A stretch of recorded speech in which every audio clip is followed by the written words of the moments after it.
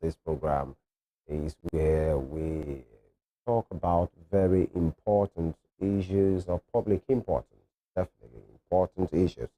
And 7 a.m. every weekday, we first look at the headlines, those juicy stories that has found their way to the major dailies for each day. And then at the other side of that, we get talking. And our conversation for today will be a very, very, very interesting one. The one that has to do with the people, the Ocean people.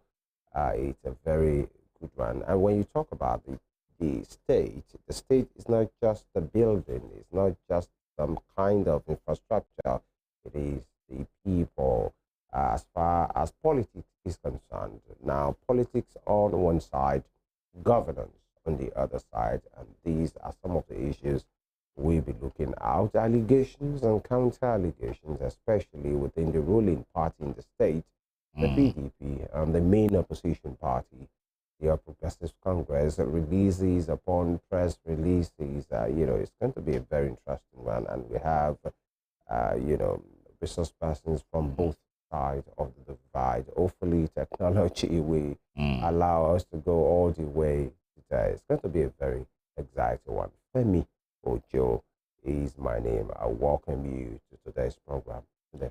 No doubt about that, and we'd like to always let you know that you can follow us on all our social media handles. We are live and active on all the social media handles on Facebook, Instagram, and X.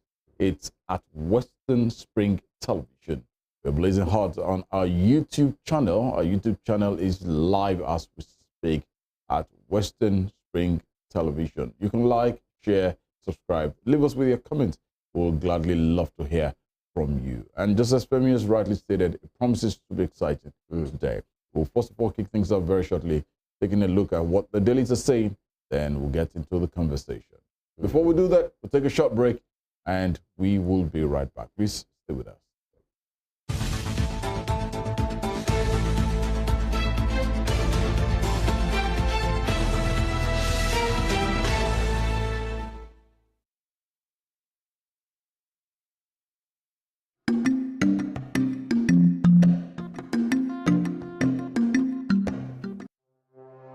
Arrested, affected, sound, found. What do we see? What do we say? Flowing from a spring. A fact A to Z. Check and confirm. Ever is pounding current events. Traveling down from the business gist to the globally arising happenings, to the sports news, to the bittersweet infos. Guided transmission, even diffusion, vast and fast, detailed facts are fled. Within seconds, nuggets of words that flew across borders are fired. Stories short and long, wrapped in bundles of words, broken and dissected as it is, except misheard. This is the news as it is.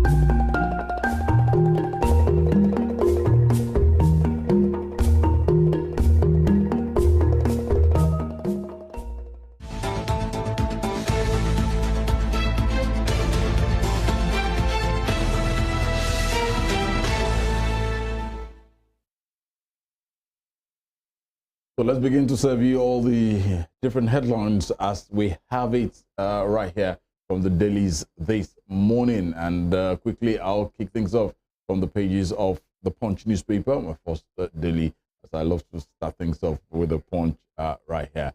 Right, let's begin this morning. The Punch newspaper has the big bold headline there. It says, post-subsidy talks. Labour threatened indefinite strike. Gives 1 week ultimatum. And this rider, there are two riders associated to that story. It says, giving a bag of rice to 12 people. 100 million naira to each lawmaker, insulting. That's credited to Labour speaking there. And also staying with the Punch, government has absconded from negotiation table, fails to meet workers' demand, says NLC.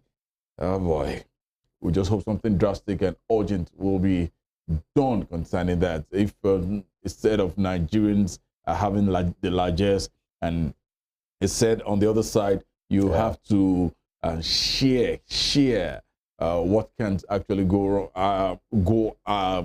around for everybody.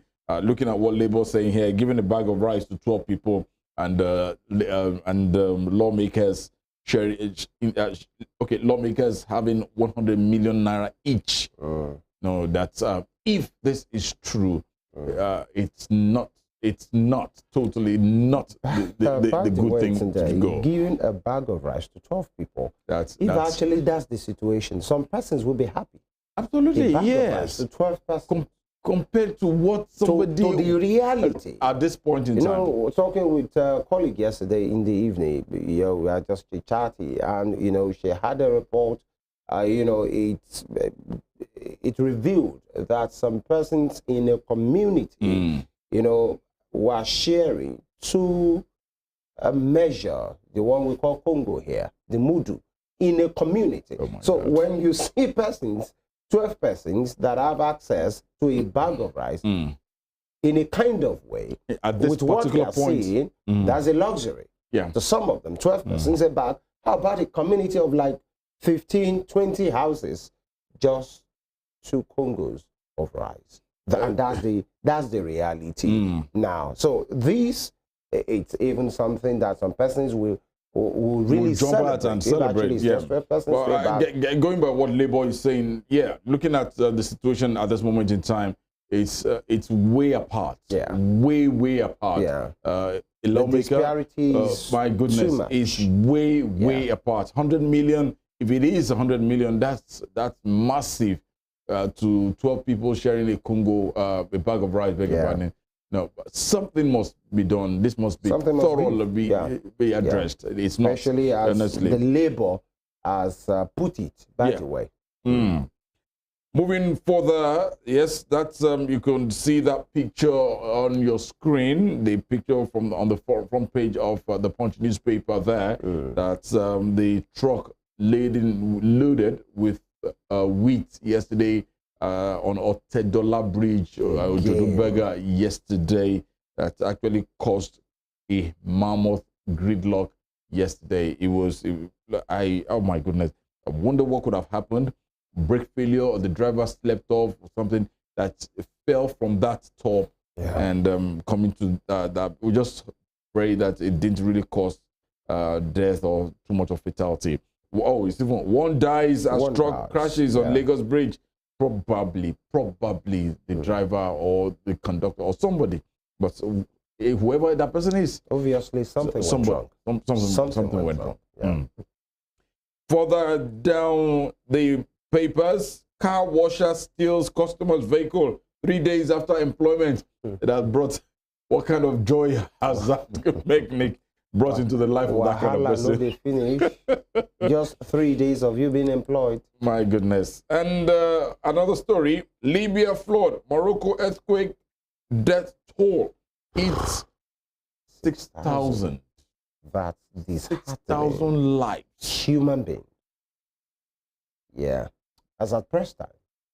3,000, almost 3,000 in, I think in Morocco, then almost 3,000 in Libya. It's a sad time in North Africa, actually. We just and still counting. honestly, and still counting. Sadly. Oh boy, our condolences, our condolences. On the top strip of the same daily Punch newspaper, Nigerians to clear goods from Cotonou ports escalated to customs. And despite serial challenges, Nigerians believe in democracy, oppose authoritarianism.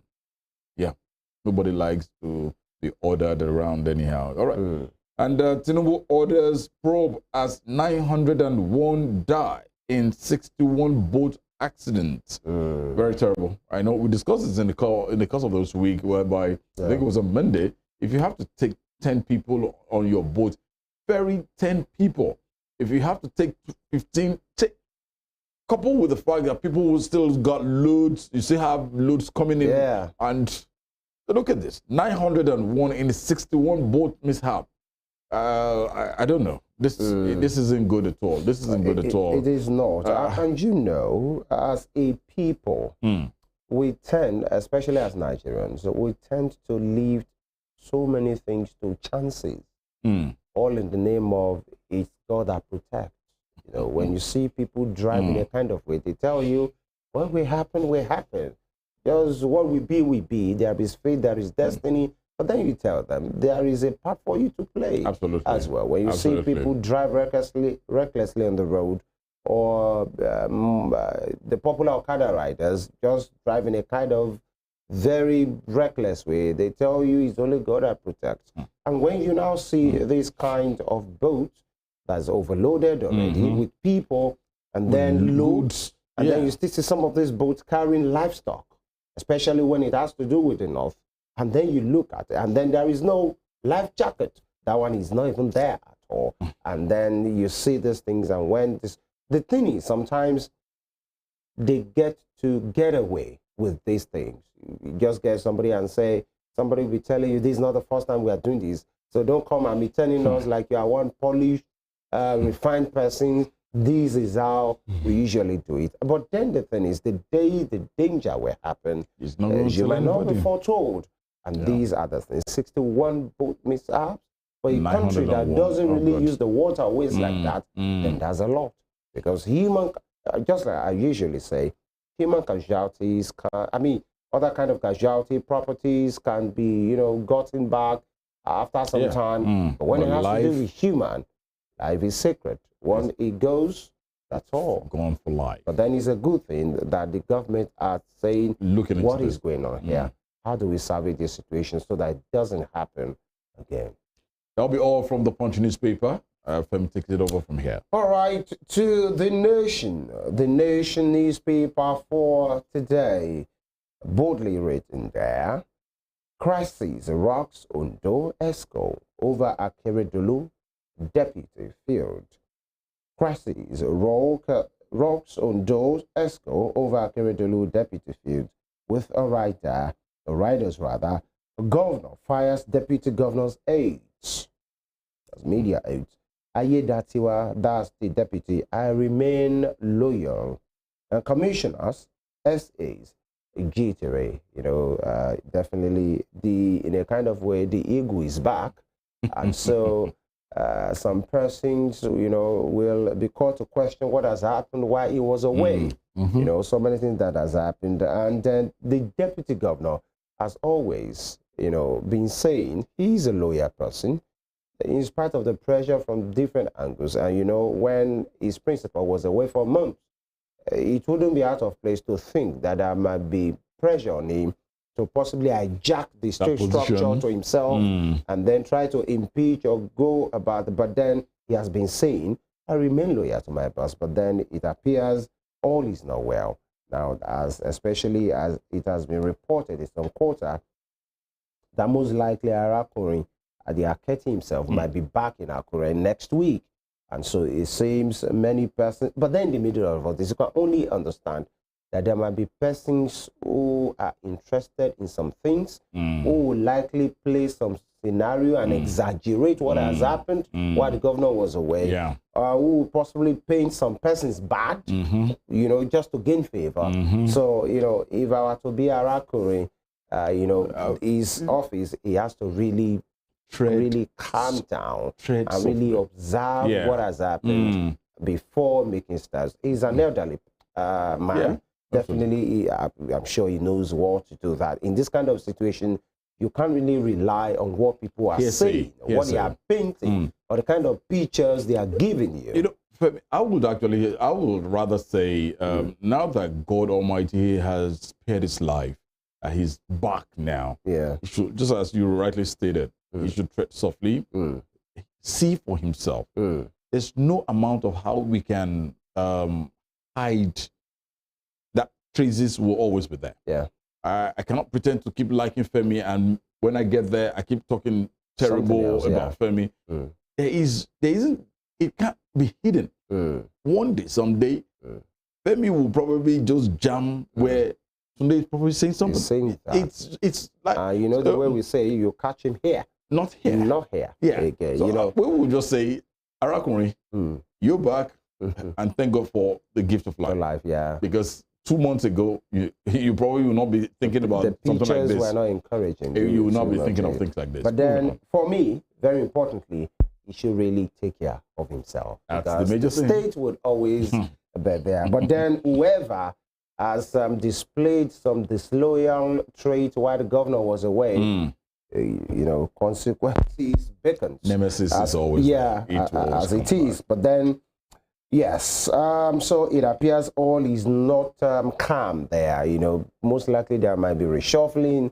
Some commissioners possibly will be jittery of their positions, possibly being taken from a ministry to another, or some might outrightly lose their job. But then, is this the prerogative of the governor to do what is right within the confines of the law? All the best to the governor and to the good people of Ondo State. Right, and there is a picture there that the Plateau State government, something happening there. But then, below that, First Lady donate 500 million naira to 500 families in Plateau, and that's the picture which you are seeing at the bottom strip. In red, Wike moves to sanitize Abuja land administration. Okay, he appears he's very busy and he's talking tough. He has appointed some persons that will work with him, and he even gave them a ready riot act immediately. Told them whoever will not perform, he, as Wike, will not hesitate, you know, to put such a person out. Wike moves to sanitize Abuja land administration. Okay. And at the top strip, federal government targets inflation caught with 50% FAC savings. How will they do that? We wait to see. Federal government targets inflation caught with 50% FAC savings.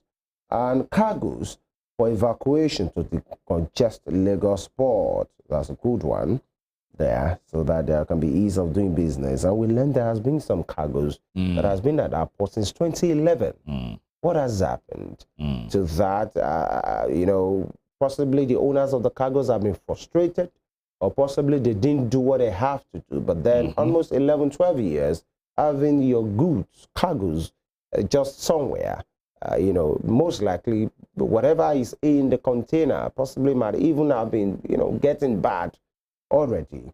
But okay, flood storm kills over 5,000 in Libya town. 5,000 human lives. Because we learned that it was first a storm, you know, and then it affected some dams, broke the dams, and then the dam got busted, and you know the water was released, and then the death figure keeps piling. 5,000 human beings in Libya. That is sad enough. And trade between Nigeria, EU grows to 45 billion euros. Trade between Nigeria, EU, that's European Union, countries grows to 45 billion euros. And just below that, Otedola hails Tinubu for resolving UAE visa ban, flight suspension. Okay, we wait to see. That sounds good, by the way, since that news broke. Then there's the billionaire and business tycoon, Femi Otedola, hailing the president for resolving his own words, the UAE visa ban and flight suspension. You know, there are pictures, there are videos of people jubilating yesterday. Possibly we had something to do with UAE, either we wanted to visit family members who wanted to come back, who want visas, or people who do business with the UAE.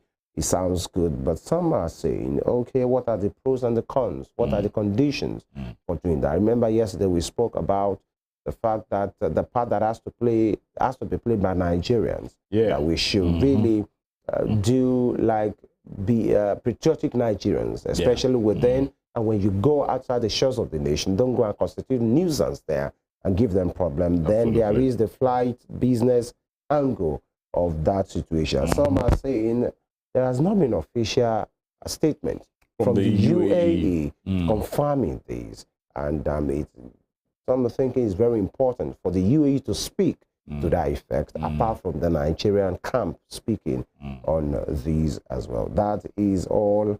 Okay, then burial for Akintola Williams next month. President orders Mon icon. That's all there is on the page of the front page of the Nation for today, Wednesday, September 13.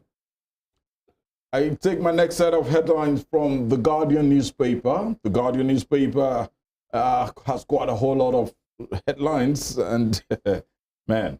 But the big bold headline there, it says, Obaze panel hunts conspirators in alleged 7 trillion naira fraud linked to Emefiele. Seems as if there's one controversy too many frauds in plural, sir. Yeah, from the CBN.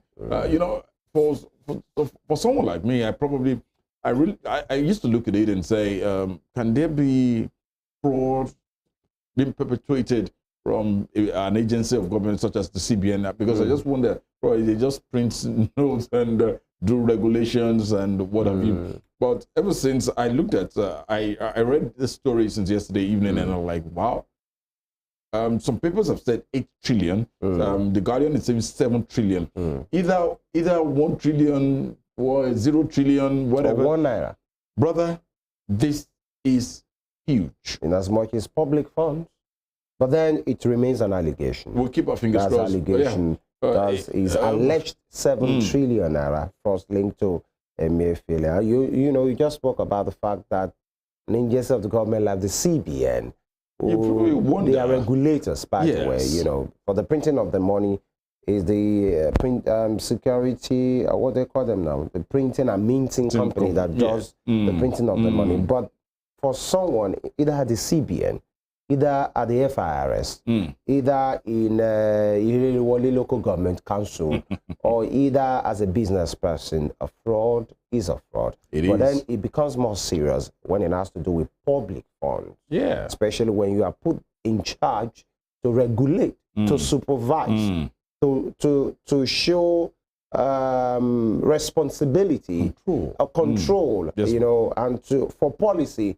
And then it appears, you know, an allegation now, like some misappropriation, malappropriation is happening. But then, in one we say, at every institution of human endeavor, there is fallibility. And that's why the law is there to check these excesses. But then it remains an allegation. And you're, of course, in Nigeria, you are innocent. No, not the other way around. You are innocent until proven guilty. But sometimes when you are arrested, it appears you are guilty, but you are proven innocent. That's it. All right. We just hope the Joe Obaze panel will get to the bottom of this, and let's see what it looks like at this moment in time. That's a panel put together by the federal government to probe. The CBN, of the CBN. I think the NNPC as well, and some of these companies. Quite a lot, from about 2012 to 2016 or thereabout. It's ongoing, 2022, beg your pardon. All right, moving on quickly. Bandits sack 15 communities in Taraba. Monarch laments. We just hope there will be peace.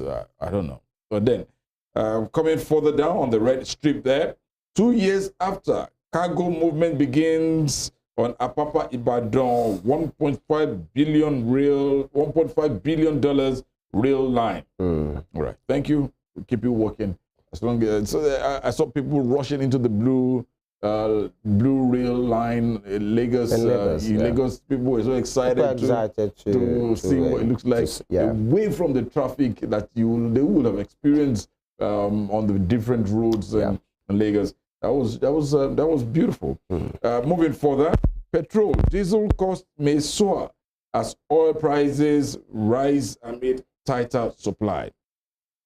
And from Malami to Fagbemi, in search of holistic reform for judiciary. It's been a while. I've not heard Malami from Attorney General. I've not heard him in the news. There's quite a whole lot. I've not heard Lai Mohammed recently.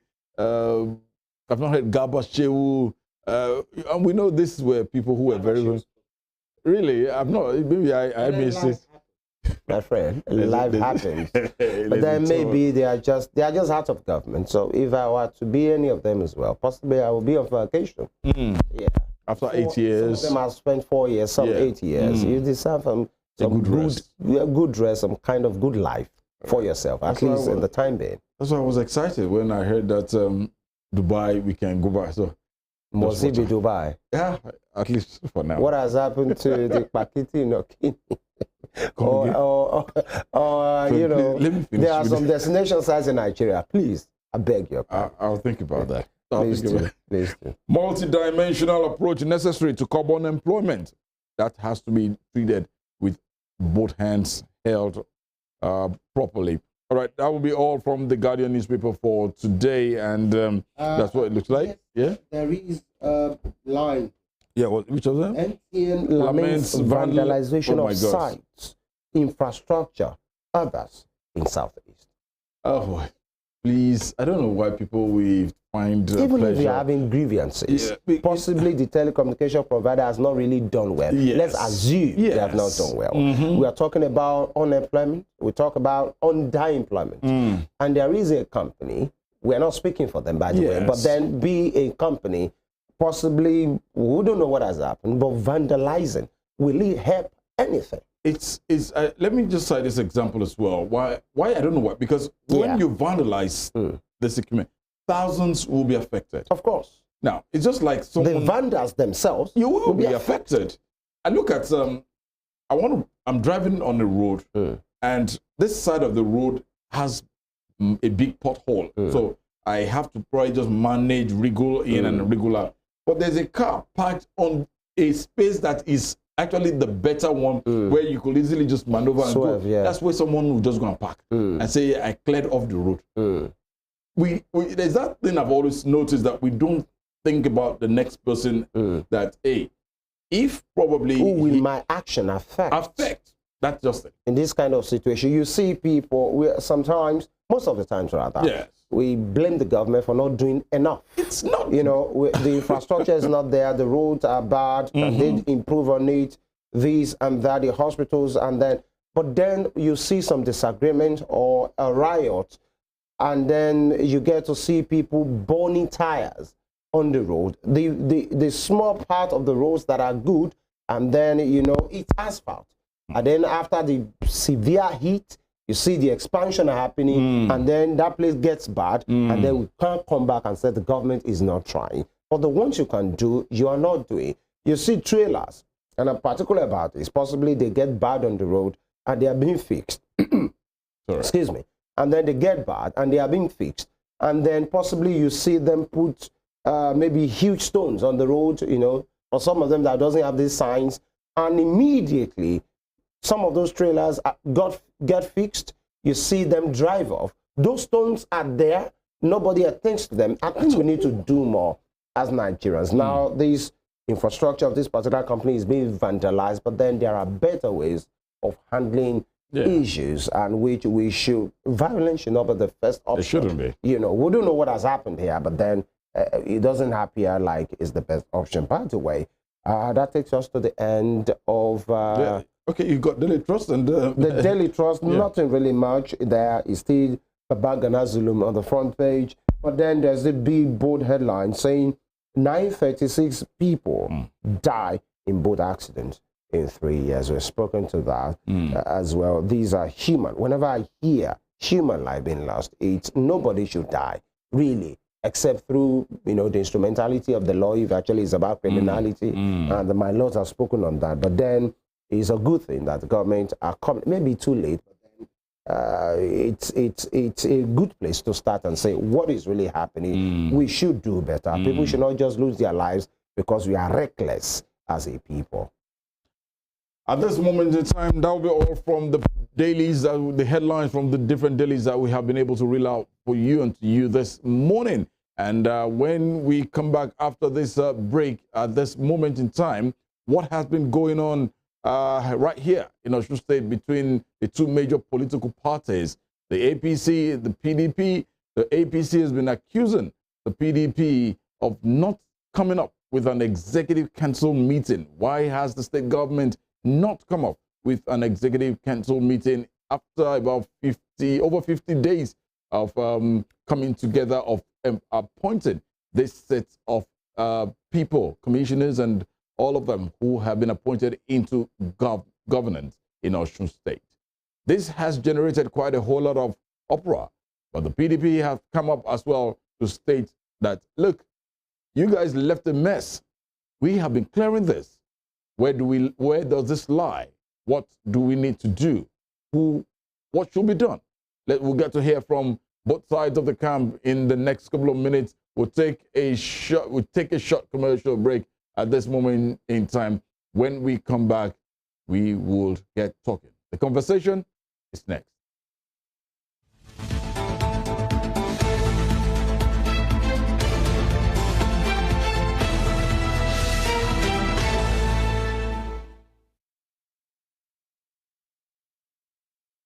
Evelyn Ohiole, Hi. King Eve. How are you today? I'm good, I'm fine, I'm alive.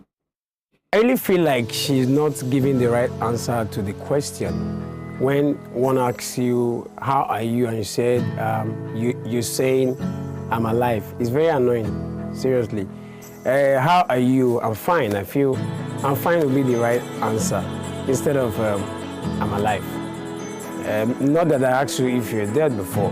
Go and check all these 14-year-old, 15-year-old, 16-year-old, everybody, they are extraordinarily sexually active. I feel is being unnecessarily hyper when it comes to the issue of sex, because we talk about other topics and he feels so reserved. He really doesn't have anything much to say when it comes to other stuff. But when it's the issue of sex, I believe he's being unnecessarily hyper. That's when I have to pick an issue with him.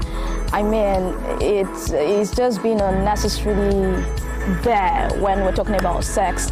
Just like a child, his mom just got him his favorite chocolate or ice cream, very happy, doing as though if he doesn't have sex for a day, he's going to die. When it comes to finance, women also support their husbands financially. You need me emotionally. You need me spiritually. Nancy is an amazing person, but I hate the too much attachment to that gender. I need you spiritually, I need you mentally. I can get these things anywhere with money. If you go by the topic was, who does marriage favors the most? I know how many jobless women they marry every Saturday. They are saying it favors you, I the vex so. Growing up, when I was in the world, we've heard of Who are you now? Well, MC Too Much said, he likes saying when I was in the world. And the last time I checked, well, it looks a bit innocent, facially, but deep down, is he actually out of this world? We're all in the world now. As long as you're alive, you're in the world. So, MC Too Much, I beg when you talk about that. I don't want to hear that. Next time you talk about I kiss my words. I think I have a problem with you saying ladies are champion, and that's the problem. Always trying to attach so much importance to that gender. It's giving insecurity, it's giving low self-esteem, it's giving a blatant display of egoism. Because at the end of the day, a man who is secured in his words, a man who is confident of who he is, will not really be disturbed as to whether women are being referred to as champions or not. I mean, at the end of the day, Joseph's a really great guy, but whether he likes it or not, women are champions.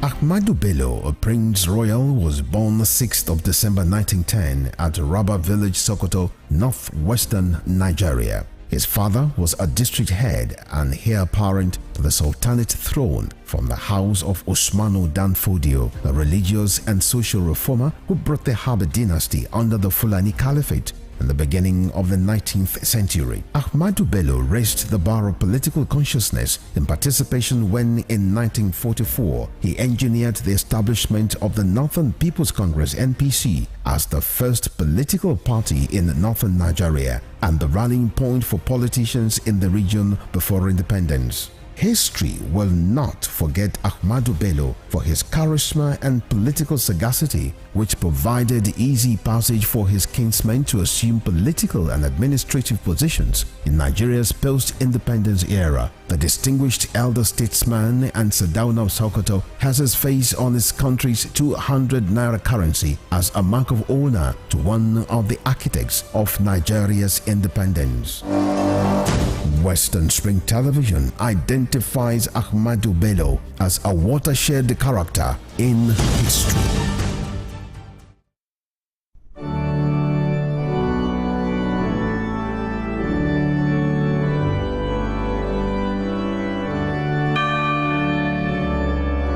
Here are 5 amazing fun facts I bet you never knew about Christianity.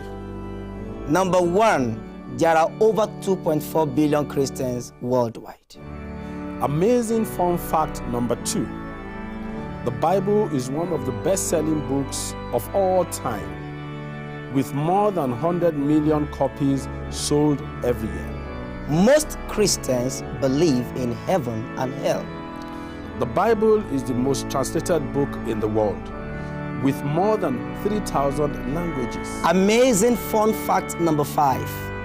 Most Christians throw science out of the window without realizing that most scientists are Christians. Hello, I am Pastor Steve Akinwumi. And I am Dr. Adeoye Oyewole. Join us as we highlight and discuss day-to-day issues pertaining to the day-to-day living of every Christian. Issues in Christendom shows every Sunday on Western Spring Television, channel 190, only on StarTimes.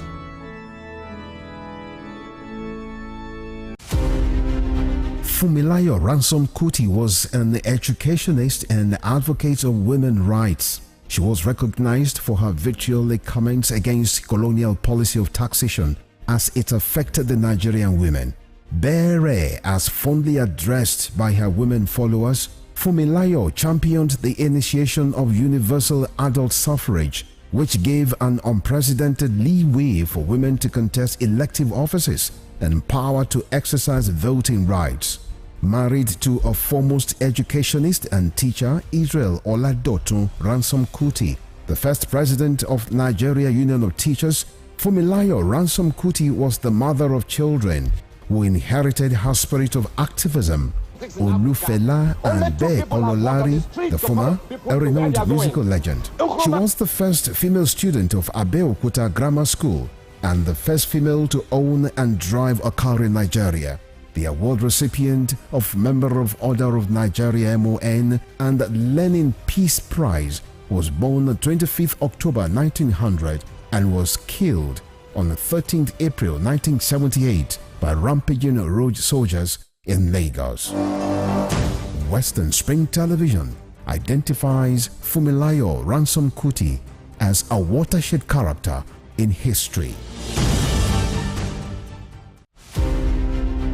James Ajibolaige was a lawyer who obtained his first degree in classics from Nigeria's premier University of Ibadan. Born September 13, 1930, the orator and the polyglot spoke impeccable English, French, Igbo, Hausa and Yoruba languages. His fine diction placed him among classical orators and public speakers like Cicero, the Roman orator. This attribute earned him the prefix Cicero of Esauke.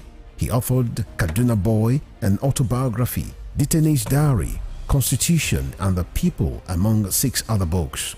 Bolaige was a colorful politician, elected governor of Oyo State in 1979 and appointed a federal minister in 1999. He was a pioneer founder of Afenifere, the Yoruba social, cultural and political group.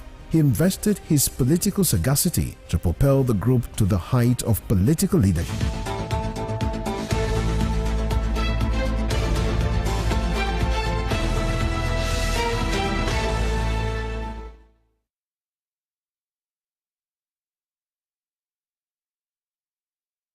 Here we go, and the conversation is about to take place at this moment in time. We'd like to thank you most sincerely for joining us. Morning Spring, right here from Western Spring Television. And we told you earlier before we took that short break that there has been this off and on, there's been this reaction concerning what has been happening concerning the PDP and the APC here in Osun State. The APC have accused the PDP of not having a state ESCO meeting 54 days after its inauguration. What does this portend? Is the PDP, have they been doing this, or they decided just to neglect what they ought to do, or they have been doing it that the generality of people have not really seen what this looks like? The APC are saying it's a lack of direction. Let's get to hear from the former spokesperson to the former governor of Osun State, His Excellency Governor Adegboyega Oyetola, and joining us live via phone this morning. We like to welcome is Mr. Ismail Omikpidon, the Chief Press Secretary to the former governor of Osun State. Good morning to you, Mr. Omikpidon.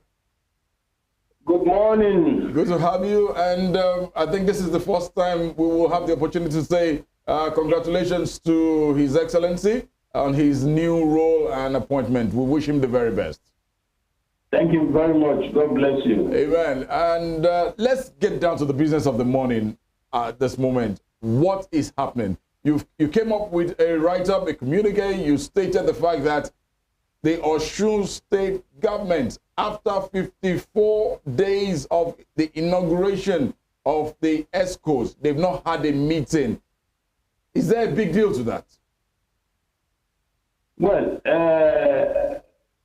let me state very clearly that the APC as a party in Osun have been living up to its expectation as a responsible and responsive opposition in the state by trying as much as possible to keep the government of the day on its toes to ensure that every promise made by the government is fulfilled.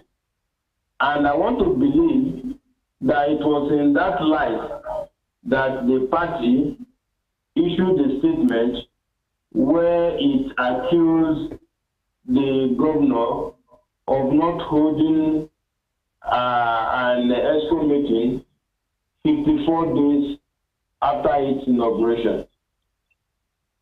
Surprisingly, rather than the spokesman to the governor to at least explain why the meeting has not held, and probably tell the people of the state, and by implication Nigerians, when the meeting will be held, in its usual conservative manner of misinforming the public, came up with a statement to say that Oyetola had his own ESCO meeting 1 year after, almost 1 year after inauguration. That was when I had to step in to correct the misinformation. Because the point APC raised was not after inauguration as governor, but after inauguration of his commissioners. Because if APC was talking about after inauguration as governor, they would not have quoted 54 days. And they were very clear in their statement. They said 54 days after inauguration of the cabinet.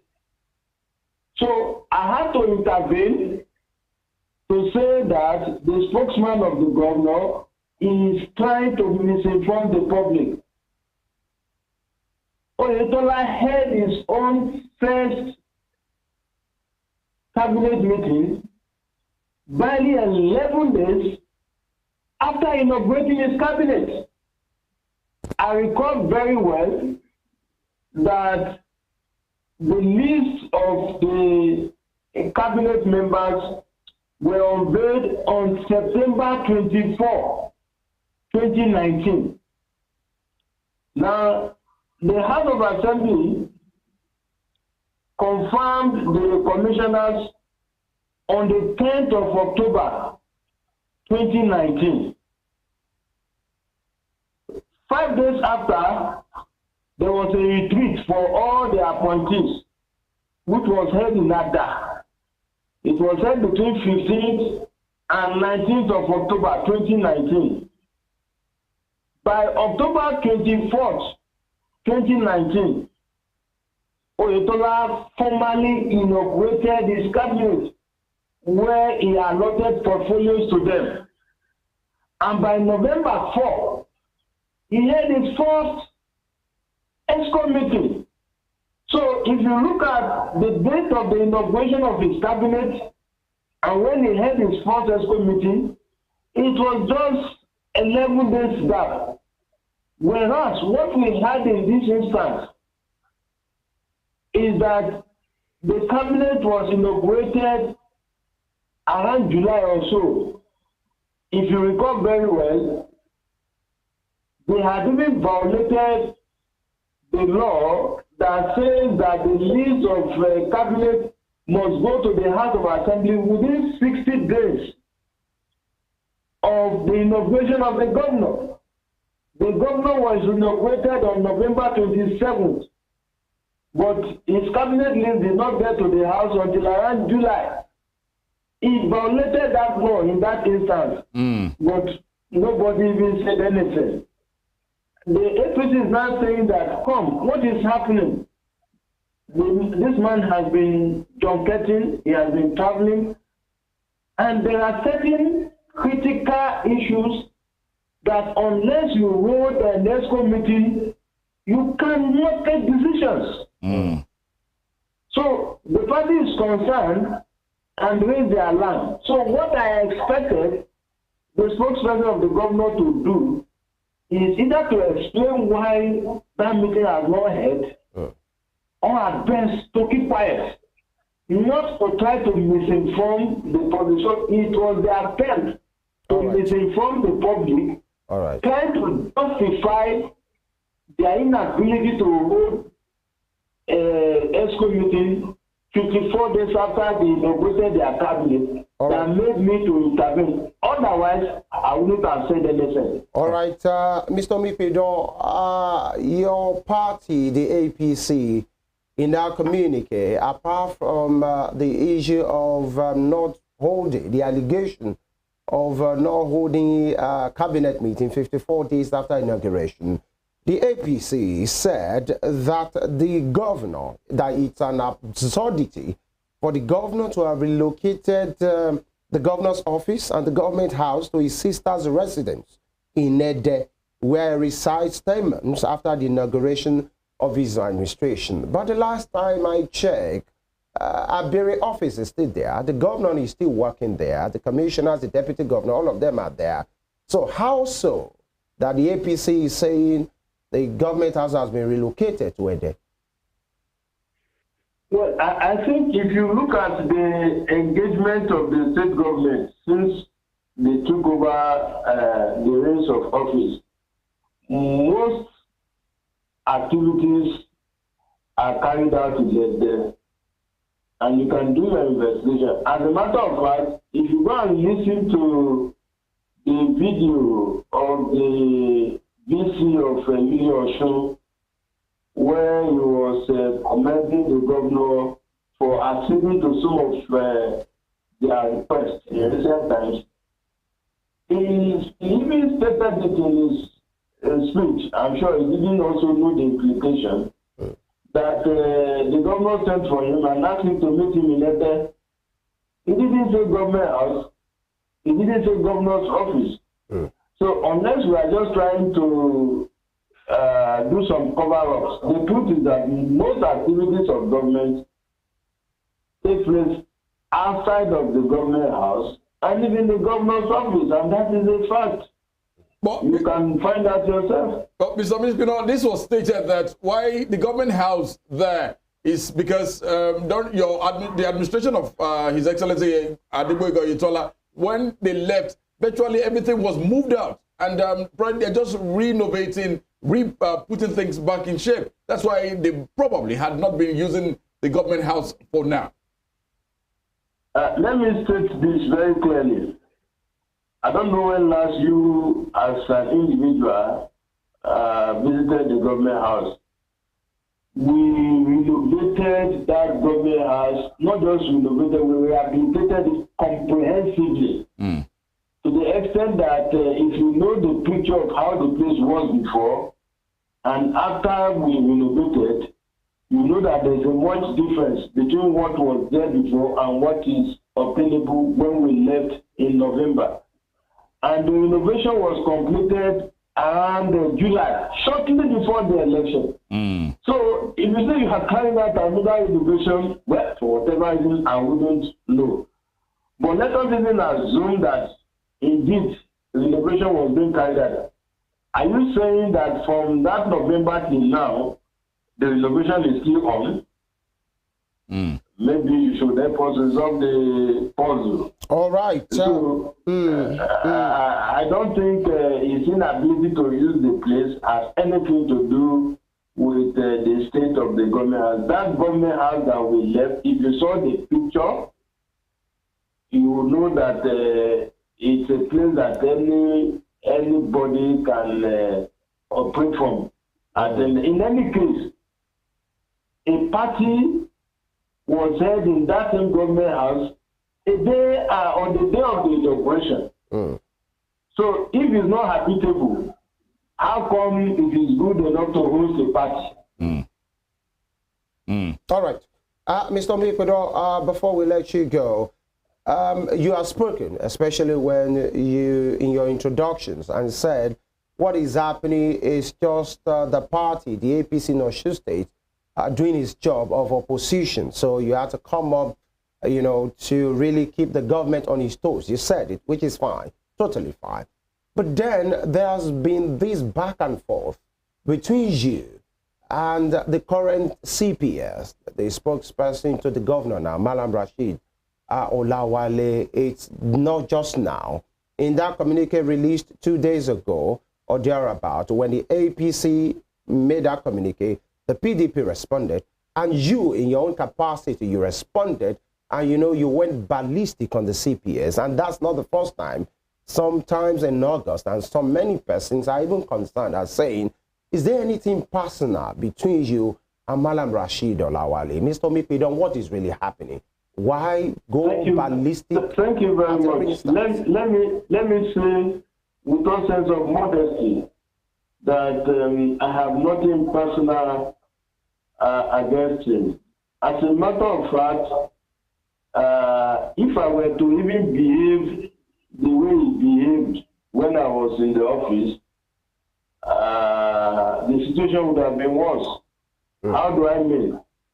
On 2 different occasions, when we were in the office, he called to confirm a certain story. One of them was when my principal was a member of the caretaker committee of the APC at the national level. Now, we traveled to Abuja, and when we were returning, I saw his call, and I picked it.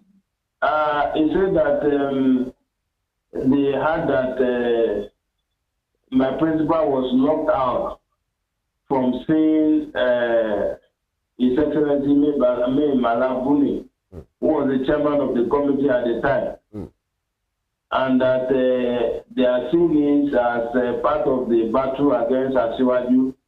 He presented the matter as if they are sympathizing with Asiwaju, and I told him, I said, look, on my honor, Malabuni was the last person we saw before we left Abuja.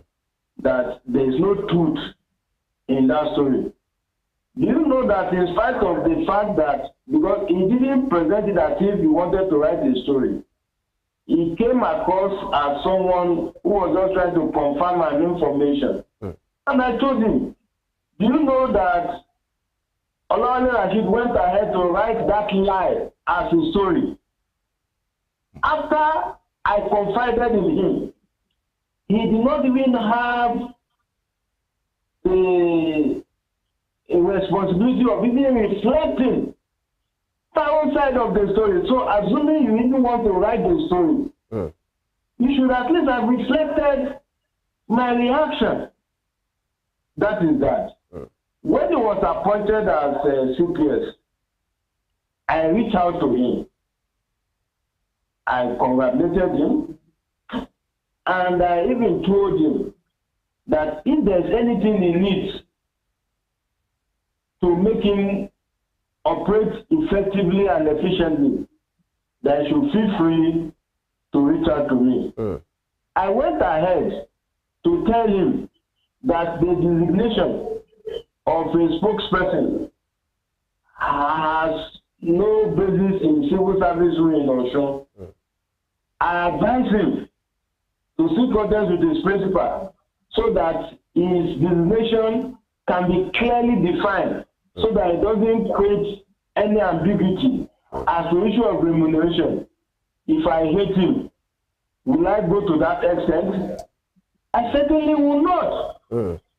Now, in spite of all that, when they were doing this, there are lines about the fact that some of our colleagues looted government house properties.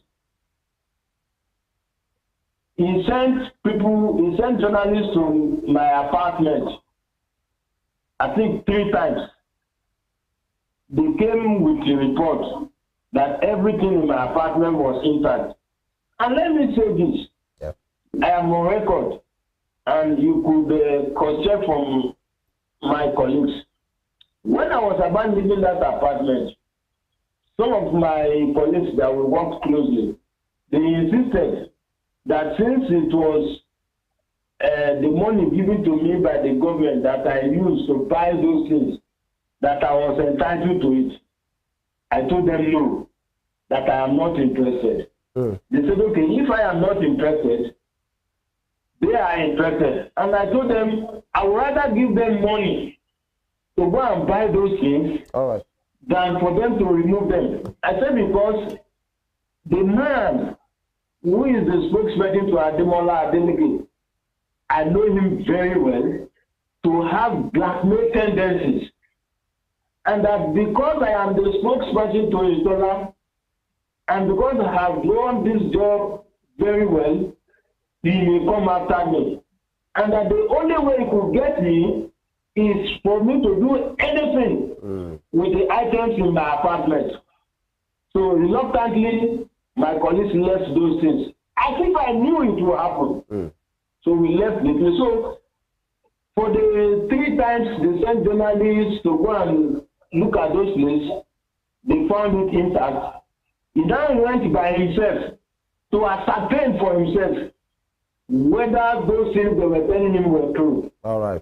In fairness to him, on the day he went, he said that I have really tried to uphold the journalism profession by leaving my things intact. So that one went back. So those replies you were making reference to, before those things, he had called me to abuse me about 2 weeks before that incident. And I reported to a very senior colleague of ours, and one pleaded with me as Agba that I should please forget and forgive. So I left it. Only for him, rather than address issues, it was on this Ire matter, I raised fundamental issues. That one, the man the government is parading is not qualified to be made an acting rector. Because one, he has no doctorate degree. 2, he has not spent the number of years required of the chief lecturer to be so appointed. 3, that he had contested for the position of the deputy restore and lost. So I catalog all those issues. Now, rather than him to address those issues, he started attacking my person that I was suffering from depression. And so I had to respond in like mind. All right then. So those responses were born out of the attack on my person. All right. Mr. And because that has always been his character. He has this penchant for lying, for misinforming the public, and that was why I restated it in my last statement that look, you should try and deploy decency in public communication. You don't need to misinform. We have to go. We have to go. Time is really of essence. Of course, we will always have you on this program and other programs as well. I want to sincerely thank you, Mr. Ismail Lumipidon, the Chief Press Secretary to the former Governor of Osun State, Governor Adegboyega Oyetola. Best regards to you. Thank you for coming on the program. The pleasure is mine. God bless you. Thank you.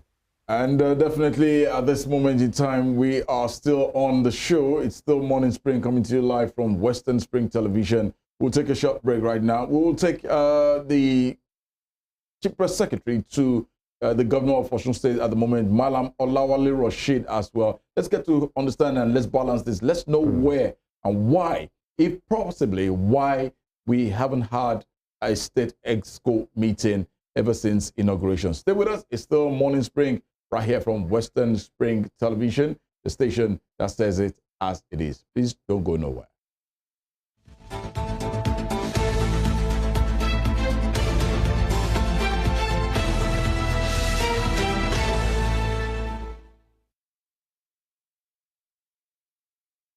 Hyole, King Eve, how are you today? I'm good, I'm fine, I'm alive. I really feel like she's not giving the right answer to the question. When one asks you, how are you, and you said, you're saying, I'm alive. It's very annoying, seriously. How are you? I'm fine. I feel I'm fine will be the right answer instead of I'm alive. Not that I asked you if you're dead before. Go and check all these 14-year-old, 15-year-old, 16-year-old, everybody, they are extraordinarily sexually active. I feel is being unnecessarily hyper when it comes to the issue of sex, because we talk about other topics and he feels so reserved. He really doesn't have anything much to say when it comes to other stuff. But when it's the issue of sex, I believe he's being unnecessarily hyper. That's when I have to pick an issue with him. I mean, it's just being unnecessarily there when we're talking about sex. Just like a child, his mom just got him his favorite chocolate or ice cream, very happy, doing as though if he doesn't have sex for a day, he's going to die. When it comes to finance, women also support their husbands financially. You need me emotionally. You need me spiritually. Cassie is an amazing person, but I hate the too much attaché to that gender. I need you spiritually, I need you mentally. I can get these things anywhere with money. If you go by the topic was, who does marriage favors the most? I know how many jobless women they marry every Saturday. They are saying it favors you, Are the vex so? Growing up, when I was in the world, we've heard of Who are you now? Well, MC Too Much said, he likes saying when I was in the world, And the last time I checked, well, it looks a bit innocent, facially, but deep down, he's actually out of this world. We're all in the world now. As long as you're alive, you're in the world. So, MC Too Much, I beg when you talk about that. I don't want to hear that. Next time you talk about I kiss my ass. I think I have a problem with you saying ladies are champion, and that's the problem. Always trying to attach too much importance to that gender.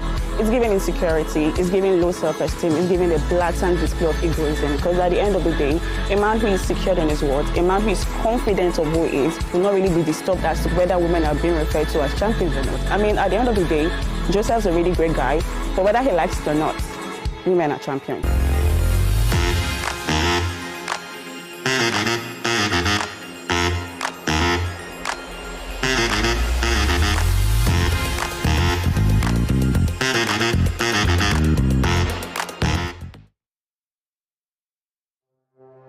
Arrested, affected, sound, found. What do we see? What do we say? flowing.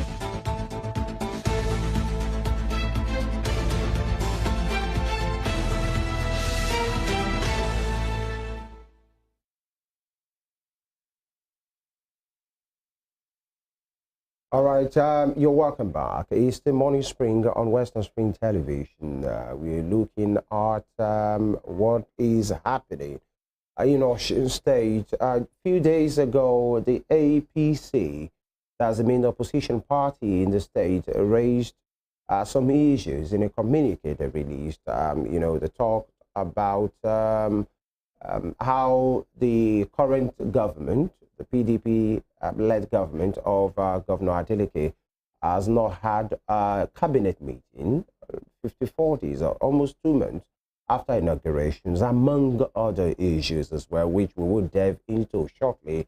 And of course, we spoke earlier with the Chief Press Secretary to the former governor of Osun State, Mr. Ismail Omikpedo.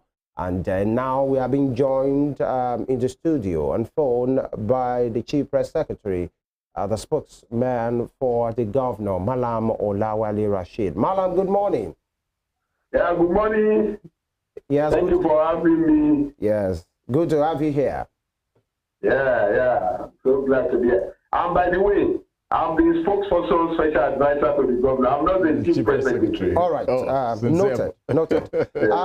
Of course, let's get right into the matter. The APC in Osun State, the main opposition party, have accused your government, the government of Governor Adeleke, of range of issues, starting with the fact that 54 days after, according to their letter, you've not had a cabinet meeting. Is that proper? Why has that happened? Among other issues. Malam. Yeah, thank you very much. Let's lay certain premises. What is the essence of governance? One, that is delivery of services to the public. What are those services? Handling infrastructure, roads, bridges, education, health, ICT, serving the needs of the populace. That is primarily the primary purpose of governance. Now, what is the purpose of the State Executive Council? One is to ensure that approval in terms of financial spending that are above certain level are duly approved. Two, to ensure that policy proposals covering various sectors are properly checked and approved. And of course, to ensure that the government has a direction. Now, why I lay this premise is that by the time the government had his 100 days in office and he delivered so big and superbly, as attested to by you journalists and even all other stakeholders, and 3 months after, that's 60 days after, a lot of other delivery, good roads, water and things going on. Now, if the governor put up a cabinet and he now said, okay, you guys, this is my 5-point agenda, go back to your ministries, work in detail so that you prepare for various submissions. Each commissioners and special advisors who are cabinet ranks are supposed to come to ESCO meeting with memos, with policy proposals, well studied, well canvassed, and well articulated. And so the governor, because he does not believe in jamboree, now say, okay, I've inaugurated you, take this your time off to go back to your ministry, master what you find on ground, you know my agenda, come up with sectoral proposals that we will now dwell on at the maybe meeting of the ESCO. Now, that is purposeful leadership. It is possible to say the first day we have ESCO meeting, tomorrow we have ESCO meeting. But what are you actually achieving? When you arrive at an ESCO meeting, you're supposed to have actionable memos that delve in depth with your agenda, sectorally speaking. So we don't just want to have an ESCO for the sake of it. That is one. Secondly, the party that is talking about PDP has not had an ESCO meeting. It's on record and it was publicly covered by the media that Governor Itola had his first ESCO meeting on November 4, 2019. That is clearly 1 year after he was elected and sworn in. It's covered in the media. In fact, the speech delivered by Governor Itola then was well covered. We even shared it to the public.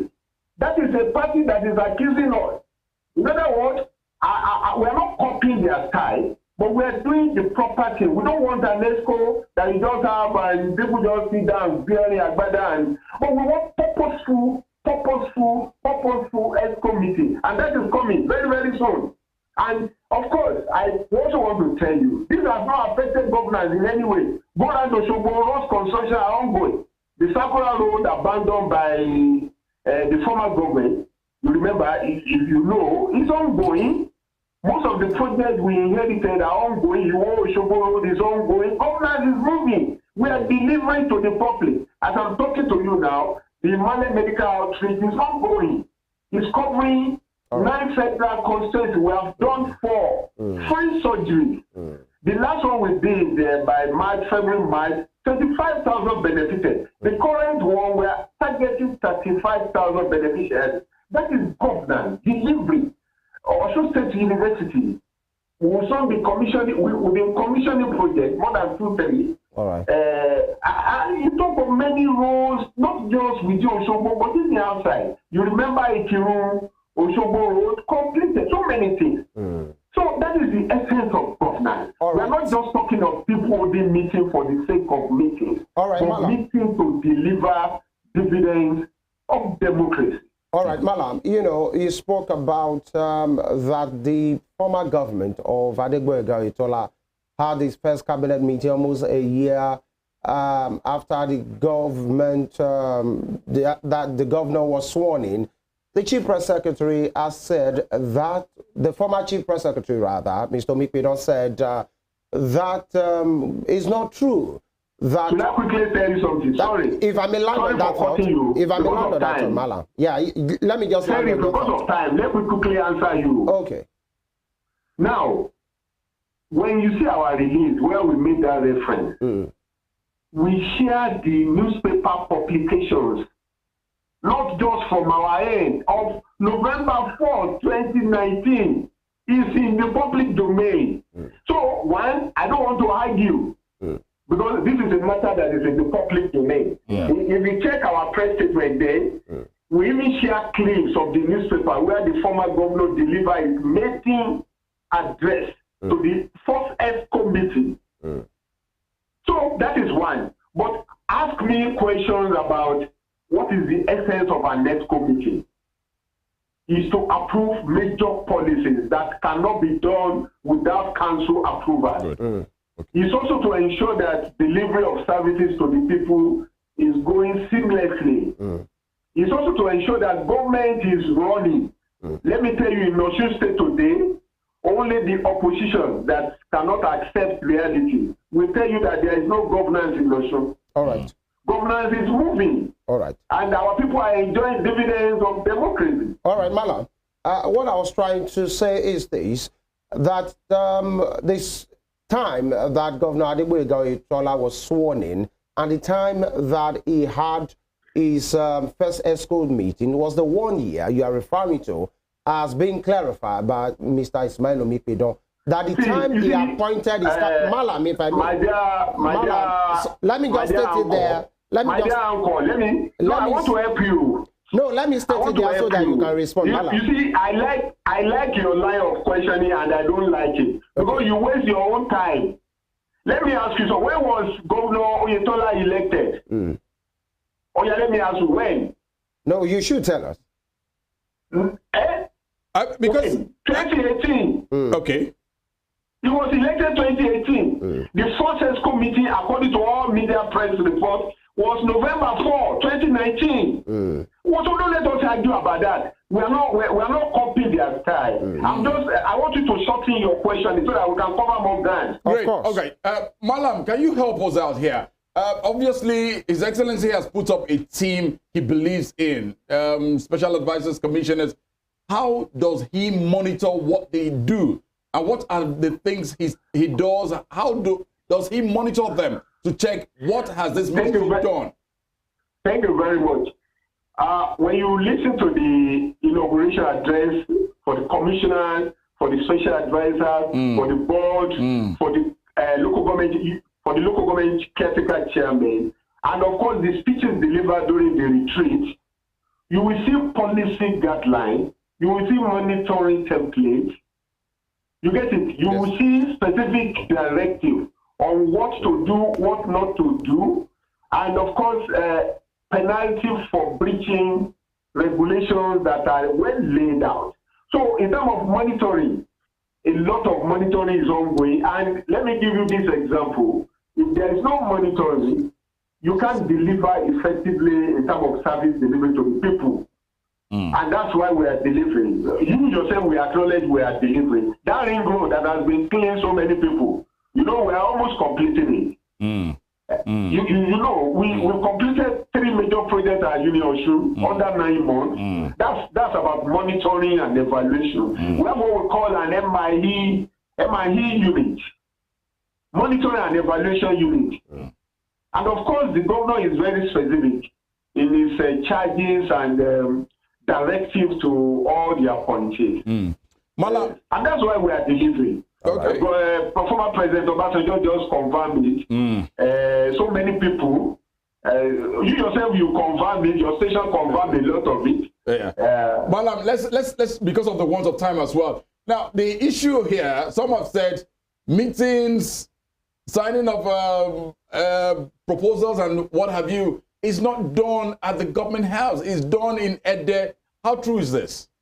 Thank you very much. You see, you have real correspondents who cover government activities.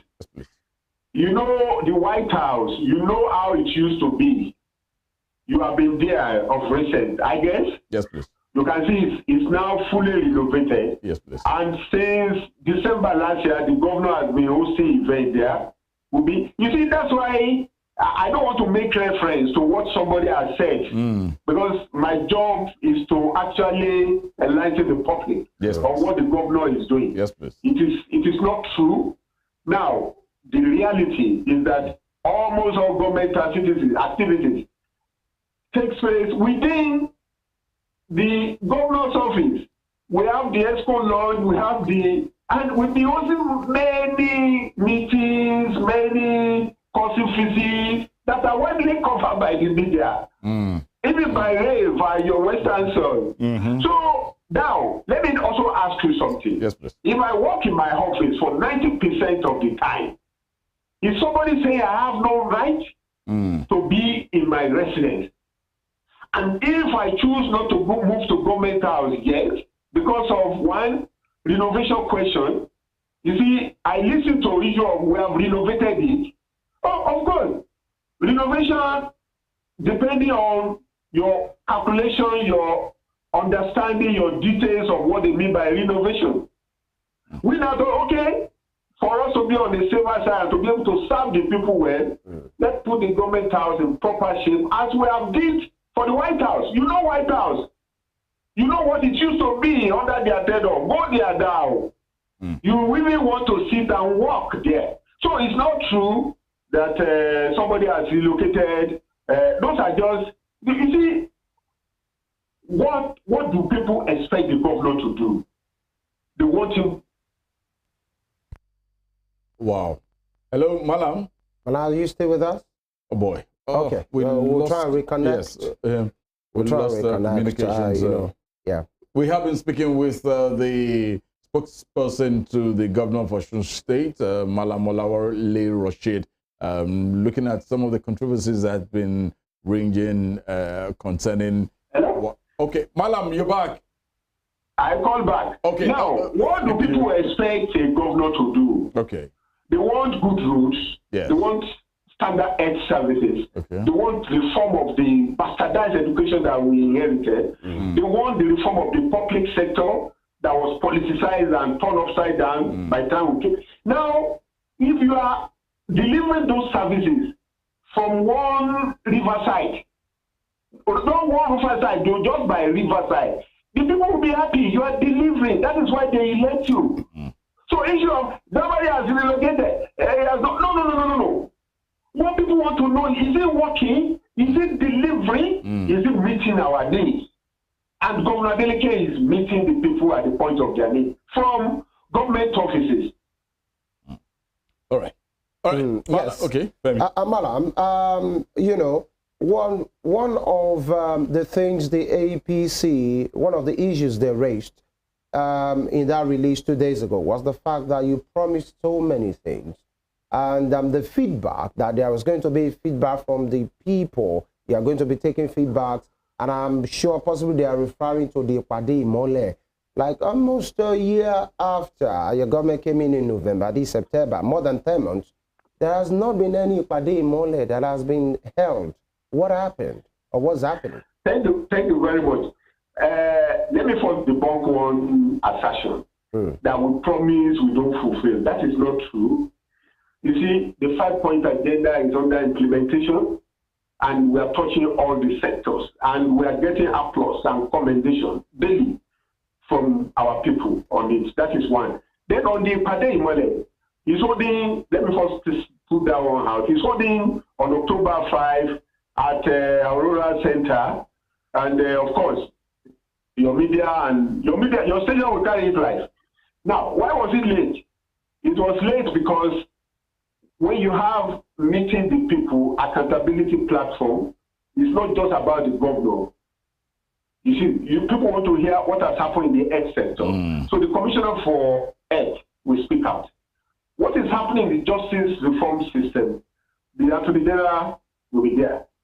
What has been done about sports, about roads, about science and tech, about agri, all the commissioners will be there to say, oh, sir, this is what we have done, this is what we have not done, this is why we have not done this. So when the commissioner resumed, it's always good to give them that time, and they have that 2 months already. So we are all ready to face the public now, which is by October 5. So it's not as if, and of course, you know one thing, accountability platform, we don't want to host it in the night, it's daytime, 10 o'clock. Okay. And it will be televised, and it will be like town hall meeting. Okay. And we are having delegates of all major interest groups in the state, both critics and supporters, and they will see all the outline, what we have done, and where our goal, the money of our time, is taking the state to. Malam. So we are fulfilling our promises. Yeah, will that meeting be monthly after the inaugural one on October? Will it be monthly or bi-weekly or bi-quarterly? No, the meeting is quarterly. We said quarterly, but then money is quarterly. Okay. So after this one in October, we are still hosting another one in December. Okay. All right. And of course, the 1 year anniversary of His Excellency, who has delivered so much for the state, is holding on November 27, 28. All right, quickly, Malam, before we allow you go, because I know you're such a busy man. No, don't let me go yet. Ask more questions. Ask us about what we are doing and what we are delivering. Let's talk about palliative distribution. How well have we done in that regard? We know that thank you very the federal much. government sent in quite a whole lot. What is the state government doing or promising to do for its citizens concerning palliative? Of course, because there have been Thank you very much. Some concerns. You know, we have already distributed the rights we had from the federal level. Yes, please. And we make sure it went down to the grassroots. And the money matter, the 2 billion that some people accuse the government of not speaking up on, it was supposed to be 5 billion, but we have the 2. By next week now, His Excellency will come up with how the money is to be handled for palliative. And on the issue of what the state will do, definitely we are rolling out our own palliative after the ESCO meeting that is coming, the latest by this week, next week. So as to what we are having for the state, His Excellency used to say something, and I want to repeat it here. Before we have issue of palliative, we'll be having palliative reduction. You ask me how. How, please? Now, we've been paying the debt, the half-salary debt, instrumentally. We've been paying the pension debt instrumentally. And you agree with me that while we are paying all this, we are also paying alongside the normal salary, and by His grace, we have not defaulted. So then, what are we doing specifically? We've talked about transportation logistics. That one is coming up. We're talking of work hour adjustment. That one is coming up. But His Excellency will give all the details. It's not within my purview, my mandate, to actually speak on those details. And our people will soon hear from our God. And of course, they trust Him. They know He's their man. All right. Okay. We want to say that the palliative distribution has begun, but then there have been some concerns. We've seen reports where some persons are saying in a community, after this thing was disbursed, only just few congos of rice, some few cups got to some houses, and that is that the best the state can come up with. Definitely we know that's a federal palliative, by the way, but then that this thing is not really going round. And then, so that you just add it to it, what is the situation with the Ilera Imole, or, the Imole free medical outreach going on? Yes, you have cleared it on the rights matter. We said it before coming to governance. Governor Adeleke family used to distribute almost 300,000, 500,000 bags of rice. So what we have from the federal level, the amount around 6,000 or so plus. So definitely it can't go wrong. There's no gainsaying about it.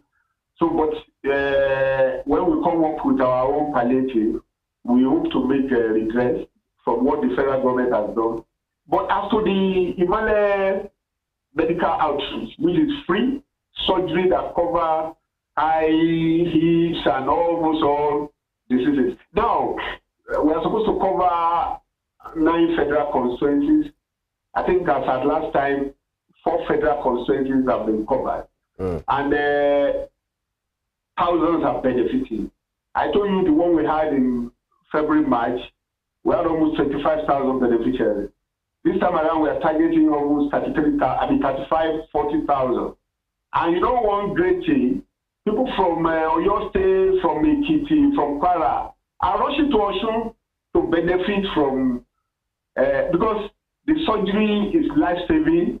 In fact, many of our people are so impressed with the outreach, and it's going very wide. People are benefiting, and the other federal constituency will be touched. And Rafe is also giving us good publicity on it. Thank you. And we appreciate that. Thank you. Thank you.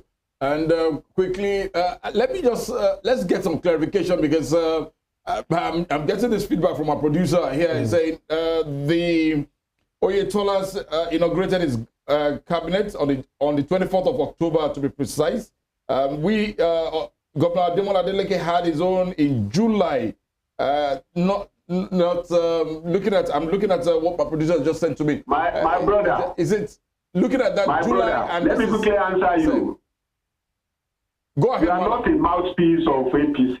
We're not. You are not a mouthpiece of Oyetola. I'm just getting this from my director. Wait, now let me quickly answer you. Go ahead. See, we have laid the premise. I'm not a political scientist. I just asked you a question when I started. What is the purpose of governance? What is the purpose of status committee? Let me ask you, those roles we are doing, the Mole medical outreach we are doing, and all those we are delivering, are we not governing? And I told you the reason why we have to stay a B. We want our commissioners to be abreast and to prepare their memos.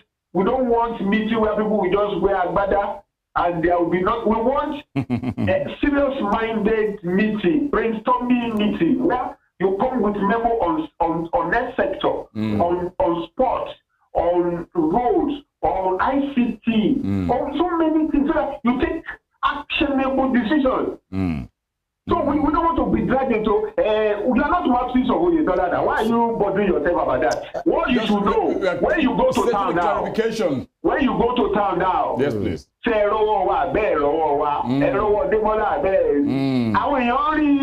is governance. All right.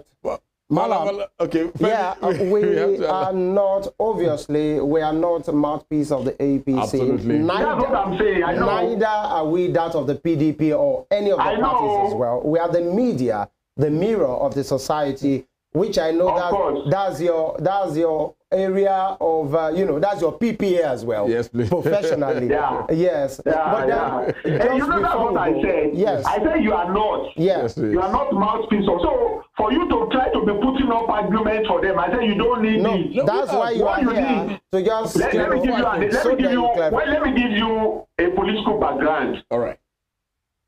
When people are campaigning, you know why our democracy is not functioning well is that we focus on what we should not focus on.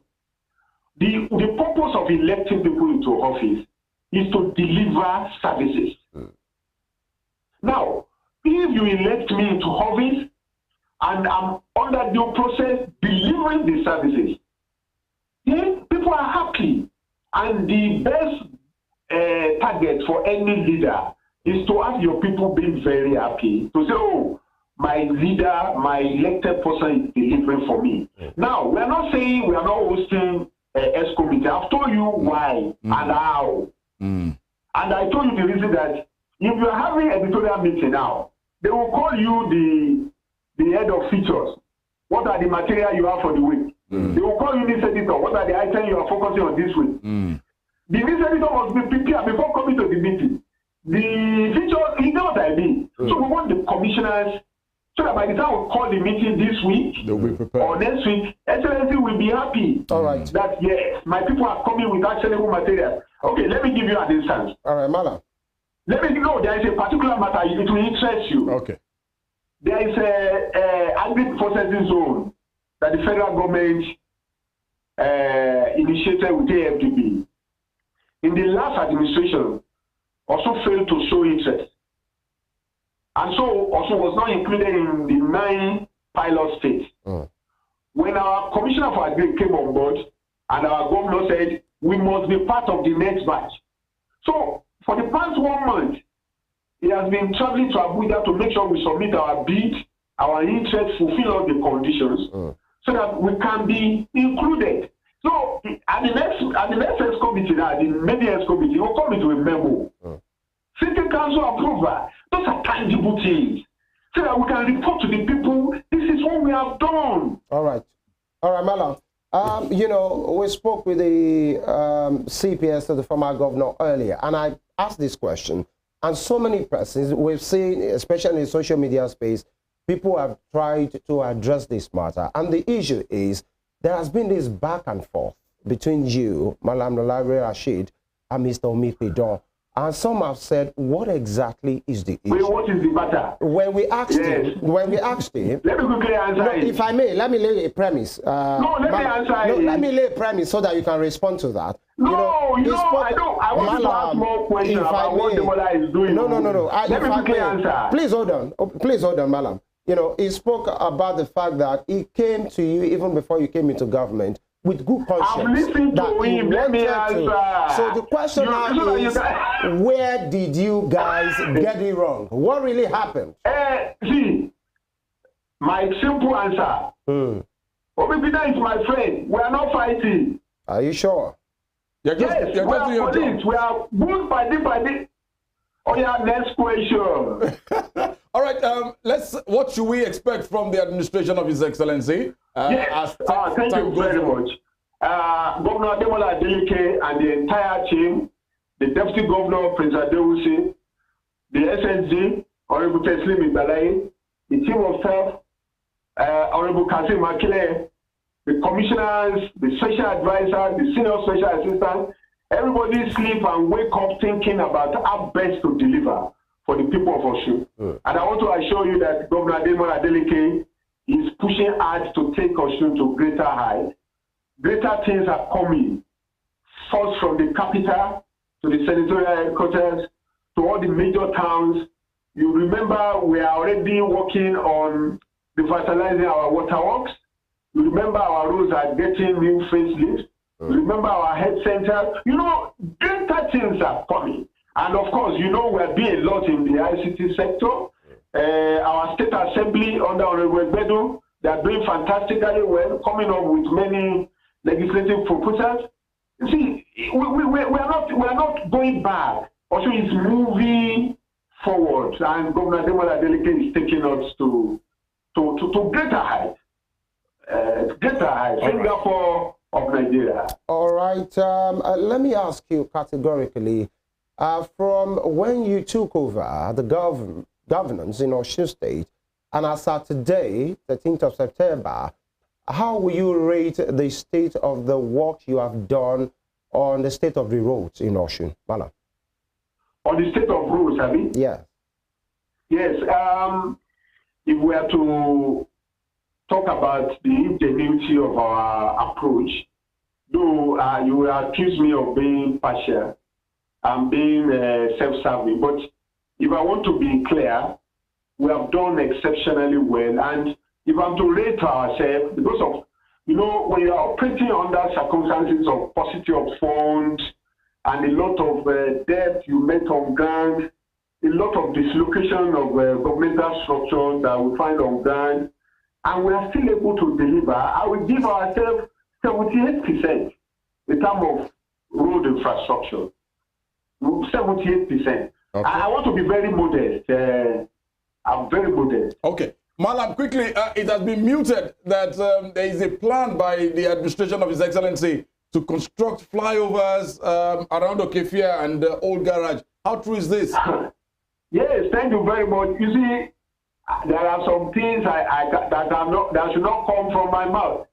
My principal, Governor Demola Adeleke, will unveil all those goodies himself. Beyond flyover, we talk about more things that are coming. You know, the governor has a very grand vision and grand idea. And when Baba Obasanjo just said, I'm so surprised with what I'm hearing and what I'm seeing, Baba is not lying. So don't let me open the bag. That is for my leaders to speak about.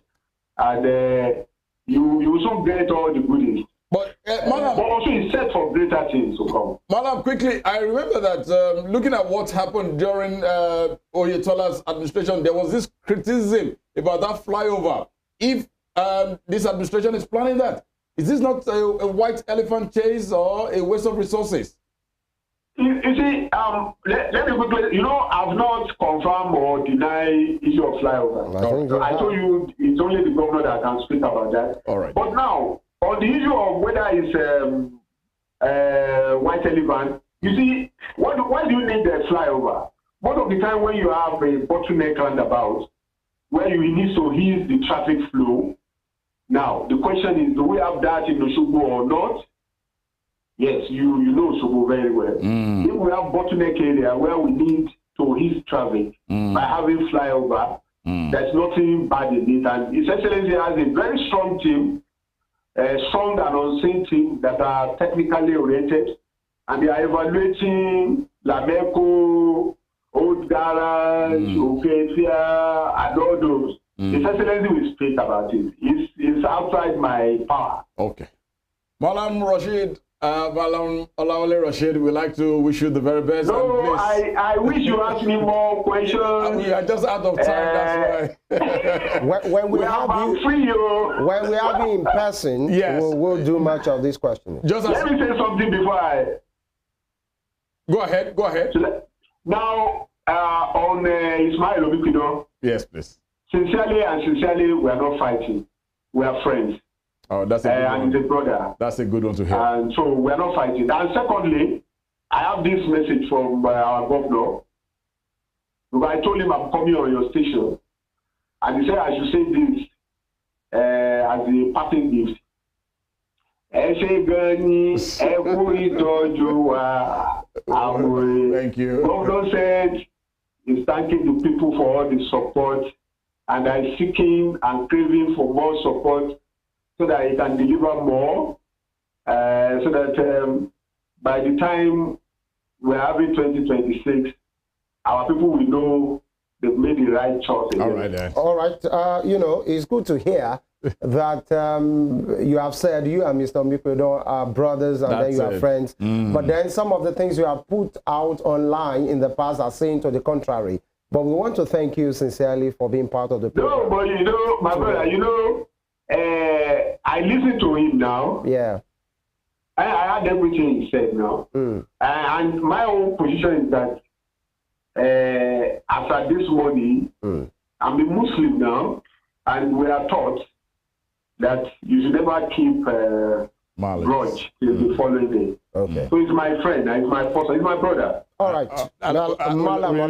It's good to know that all is well between your predecessor and yourself. As no, well. He's the spokesperson, not the chief press secretary. Of course, but yeah.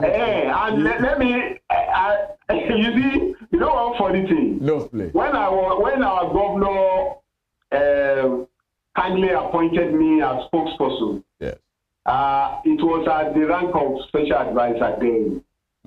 So, and the special advisor came down in the service. So we don't have it. So I'm not, his governor, our governor just honored me by saying, Rashid, you are my spokesperson. And we like you are not chief president. We like to say congratulations to you. I think this is the first time ever since you got appointed. Thank you, and we wish you the very best. Our best regards to the entire cabinet. It's been a pleasure. We have been speaking with Malam Olawale Rashid, the spokesperson to the governor of Osun State. It's been a lingering situation. There's been reactions from the APC, the PDP, but what have you. I think we have a bit of clarity. And subsequently, we will keep tabs with this. Majorly, I think I am most impressed by the fact that, hey, we are friends. They both are just doing their job. The former chief press secretary to the governor of Osun State, Mr. Ismail Omikwido, and Malam Olawale Rashid. Hey, we can't be enemies. No, we should just live in peace and in harmony. I know you guys are just doing your jobs, but let's do it with a bit more professionalism, right? Let's not breed hatred.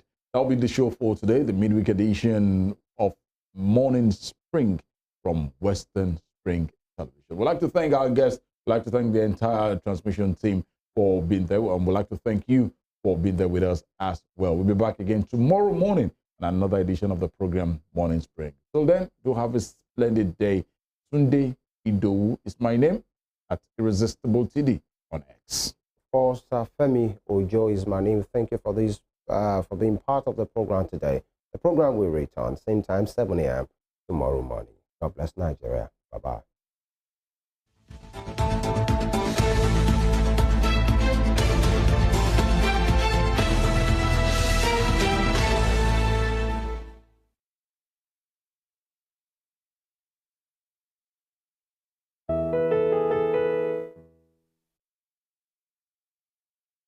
Sports is a culture on its own. It has its own language, its own people, with their own way of life.